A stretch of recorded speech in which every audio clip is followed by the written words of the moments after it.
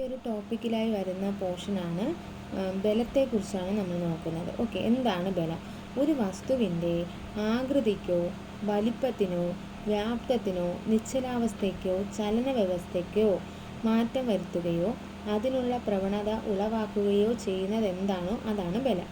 Okay, അപ്പോൾ ബലം എന്ന് പറയുന്നത് ഇക്വേഷൻ ഇങ്ങനെയാണ്: ബലം = മാസ് ഇൻറ്റു ത്വരണം. മാസ് ഇൻറ്റു ത്വരണമാണ് എന്ത്? ബലം. ബലത്തിൻ്റെ SI യൂണിറ്റ് എന്താ? അത് ന്യൂട്ടനാണ്. ബലത്തിൻ്റെ SI യൂണിറ്റ് എന്താണ്? ന്യൂട്ടനാണ്. ഒരു newton = 1 kilogram metre per second square ആണ്. ഒരു ന്യൂട്ടൺ എന്ന് പറയുന്നത് എന്തിന് തുല്യമാണ്? 1 കിലോഗ്രാം മീറ്റർ പെർ സെക്കൻഡ് സ്ക്വയറിന് തുല്യമാണ്. ബലത്തിൻ്റെ CGS യൂണിറ്റ് എന്താണ്? അത് ഡൈനാണ്. എന്താണ്? ബലത്തിൻ്റെ CGS യൂണിറ്റ് എന്താണ്? ഡൈനാണ്. ഒരു ന്യൂട്ടൺ എന്ന് പറയുന്നത് എത്ര ഡൈനാണ്? 10⁵5 ഡൈനിന് തുല്യമാണ്. 10⁵5 ഡൈനിന് തുല്യമാണ്. ഒരു വസ്തുവിന്മേൽ ഭൂമി പ്രയോഗിക്കുന്ന ആകർഷണ ബലമാണ് അതിൻ്റെ ഭാരം. ഒരു വസ്തുവിന്മേൽ ഭൂമി പ്രയോഗിക്കുന്ന ആകർഷണ ബലമാണ് എന്തെന്ന് പറയുന്നത്? അതിൻ്റെ ഭാരം എന്ന് പറയുന്നത്. അടുത്തത്, പ്രകൃതിയിലെ ഏറ്റവും ശക്തമായ ബലം ഏതാ? അത് ന്യൂക്ലിയർ ബലമാണ്. പ്രകൃതിയിലെ ഏറ്റവും ശക്തമായ ബലം ഏതാണ്? അത് ന്യൂക്ലിയർ ബലമാണ്. പ്രകൃതിയിലെ ഏറ്റവും ദുർബലമായ ബലം ഏതാ? അത് ഭൂഗുരുത്വാകർഷണ ബലമാണ്. അതേതാണ്? ഭൂഗുരുത്വാകർഷണ ബലവുമാണ്. അടുത്ത് വിവിധ തരം ബലങ്ങളെക്കുറിച്ച് നോക്കാം.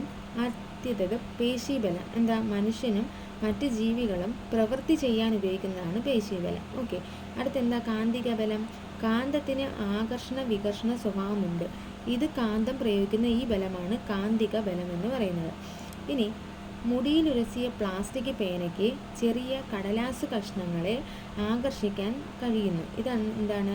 സ്ഥിതവൈദ്യുത ബലമാണ്. മുടിയിലുരസിയ പ്ലാസ്റ്റിക് പേനയ്ക്ക് ചെറിയ കടലാസ് കഷ്ണങ്ങളെ ആകർഷിക്കാൻ കഴിയുന്നതിന് കാരണം സ്ഥിതവൈദ്യുത ബലമാണ്. പ്രപഞ്ചത്തിലെ വസ്തുക്കൾ തമ്മിൽ ആകർഷണ ബലമുണ്ട്. പ്രപഞ്ചത്തിലെ വസ്തുക്കൾ തമ്മിൽ എന്തുണ്ട്?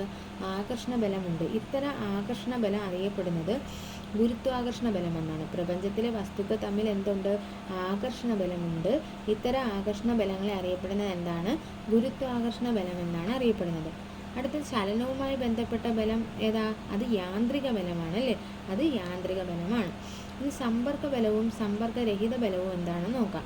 വസ്തുക്കൾ തമ്മിൽ പരസ്പര സമ്പർക്കത്തിൽ ഏർപ്പെട്ടിരിക്കുമ്പോൾ പ്രയോഗിക്കുന്ന ബലമാണ് സമ്പർക്ക ബലം. വസ്തുവുമായി സമ്പർക്കമില്ലാതെ ഒരു വസ്തു പ്രയോഗിക്കുന്നതാണ് സമ്പർക്കരഹിത ബലം എന്ന് പറയുന്നത്.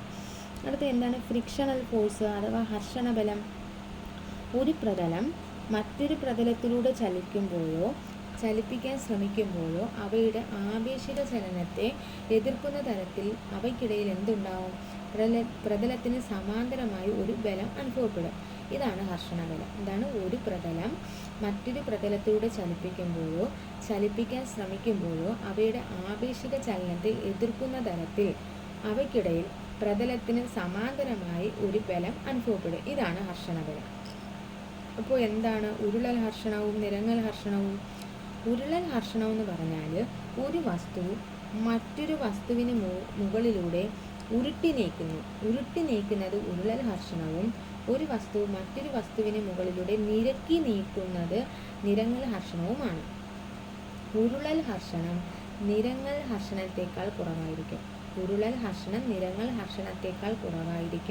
പ്രതലത്തിൽ മിനുസം കൂടുന്തോറും ഹർഷണ ബലം കുറയുകയും പ്രതലത്തിൻ്റെ മിനുസം കൂടുന്തോറും ഹർഷണ ബലം കൂടുകയും ചെയ്യും. അപ്പോൾ ഇവിടെ എന്താ പറയുന്നത്?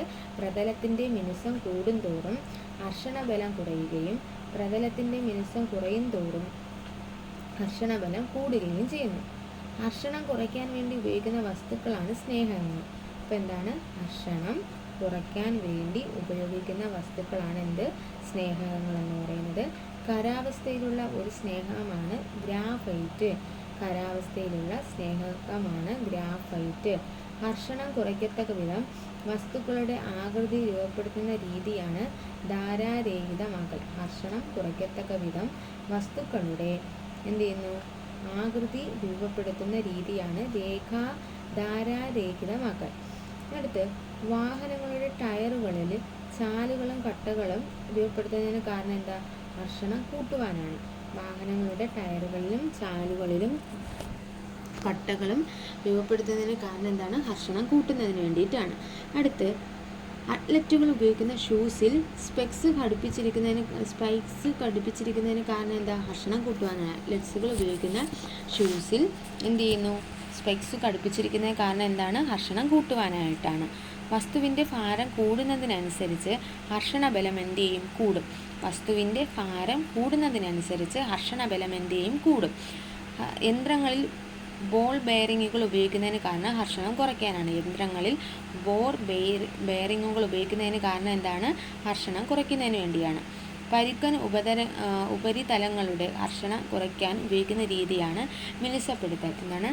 പരുക്കൻ ഉപരിതലങ്ങളുടെ ഹർഷണം കുറയ്ക്കാൻ ഉപയോഗിക്കുന്ന രീതിയാണ് മിനുസപ്പെടുത്തൽ. പാരച്യൂട്ട് ഉപയോഗിക്കാൻ സാധിക്കുന്നത് തീപ്പെട്ടിക്കൊള്ളി ഉരച്ച് കത്തിക്കുന്നത് എന്നിവയെല്ലാം ഹർഷണത്തിൻ്റെ ഗുണം കൊണ്ടാണ്. അപ്പോൾ പാരച്യൂട്ടും അതുപോലെ തീപ്പെട്ടിക്കൊള്ളി ഉരയ്ക്കുന്നതൊക്കെ എന്താണ്? ഹർഷണത്തിന് ഉദാഹരണങ്ങളാണ്. അനാവശ്യ തേയ്മാനം, ഇന്ധന ചെലവ് ഇതിൻ്റെ ഹർഷണത്തിൻ്റെ ദോഷവശങ്ങളാണ്.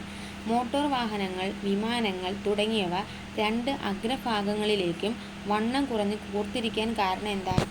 അത് ഹർഷണം കുറയ്ക്കാനാണ്. ഓക്കെ, മോട്ടോർ വാഹനങ്ങളും അതുപോലെ വിമാനങ്ങൾ എന്നിവയിലും അഗ്രഭാഗങ്ങളിലേക്ക് വണ്ണം കൂർത്തിരിക്കുന്ന എന്തിന് കാരണമാണ്? ഹർഷണം കുറയ്ക്കാനാണ്. വള്ളങ്ങളും വിമാനങ്ങളും മുതലായവ പ്രത്യേക ആകൃതി രൂപകൽപ്പന ചെയ്തിരിക്കുന്നതിന് കാരണം എന്താണ്? ജലവും വായുവും പ്രയോഗിക്കുന്ന ഹർഷണം കുറയ്ക്കുന്നതിനാണ്. ജലവും വായുവും പ്രയോഗിക്കുന്ന ഹർഷണം കുറയ്ക്കുന്നതിന് വേണ്ടിയാണ്. സൈക്കിൾ ചക്രത്തിൻ്റെ ആക്സിലിൽ എണ്ണയിടുന്ന എന്തിനാണ്? ഹർഷണബലം കുറയ്ക്കാനാണ്. സൈക്കിൾ ചക്രത്തിൻ്റെ ആക്സിലിൽ എണ്ണയിടുന്ന എന്തിനാണ്? അത് ഹർഷണബലം കുറയ്ക്കുന്നതിന് വേണ്ടിയാണ്.